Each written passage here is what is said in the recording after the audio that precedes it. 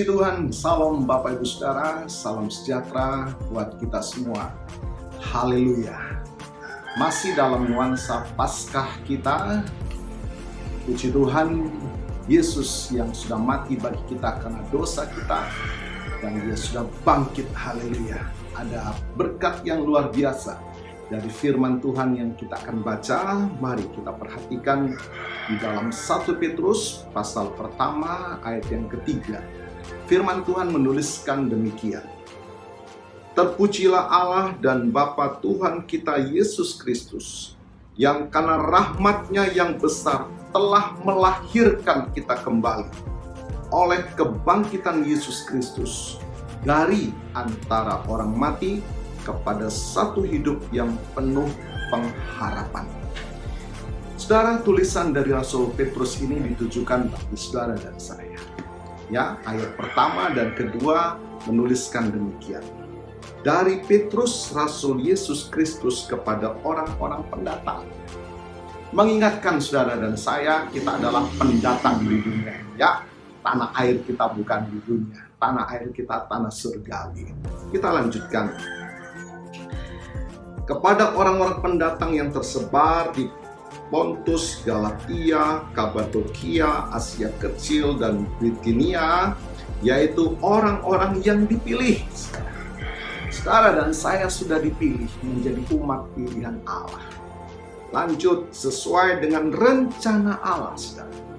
Bapa kita dan yang dikuduskan oleh Roh, supaya taat kepada Yesus Kristus dan menerima percikan darahnya. Kiranya kasih karunia dan damai sejahtera makin melimpah atas kamu. Saudara, banyak orang masih menyaksikan meragukan Yesus bangkit. Orang-orang Yahudi, orang Farisi pada zaman itu.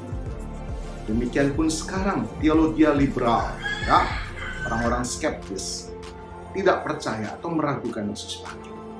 Tetapi beberapa bukti dalam firman Tuhan kita, kubur Yesus telah kosong. Kain peluh dan kain kafan yang ada di dalam kubur. Malaikat memberitakan kebangkitan Yesus. Dan Yesus menampakkan diri selama 40 hari kepada dunia, kepada murid-muridnya. Yesus menampakkan diri, Dia sudah bangkit. Sudah cukup bukti, bahkan lebih cukup dari itu. Yesus bangkit, saudara. Ini menjadi semangat bagi kita. Orang-orang percaya bahwa Allah yang kita sembah, Allah yang kita puji, Allah yang hidup, Allah yang mendengar, Allah yang sanggup menolong kita. Nah, Bapak Ibu Saudara, ada apa ya di balik kebangkitan Yesus? Ada kuasa apa dengan kebangkitan Yesus? Mari kita melihat, saudara ya.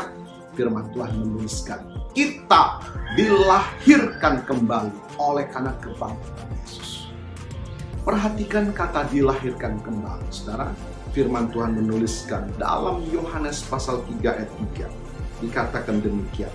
Yesus menjawab katanya, aku berkata kepadamu, sesungguhnya jika seorang tidak dilahirkan kembali, ia tidak dapat melihat kerajaan Allah.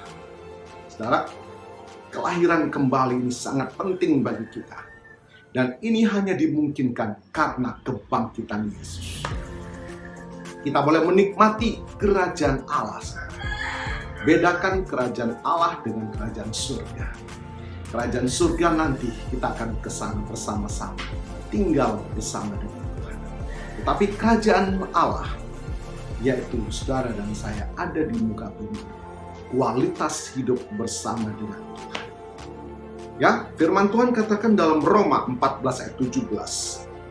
Sebab kerajaan Allah bukanlah soal makanan dan minuman. Sukacita saudara dan saya bukan ditentukan oleh dunia. Bukan soal makan, bukan soal minuman. Tetapi sukacita saudara, kemenangan saudara. Karena apa? Tetapi soal kebenaran. Ya, saudara dan saya sudah dibenarkan. Yang membenarkan kita oleh karena korban Kristus.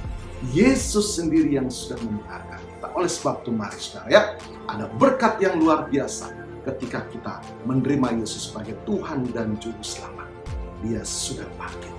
Tuhan Yesus memberkati.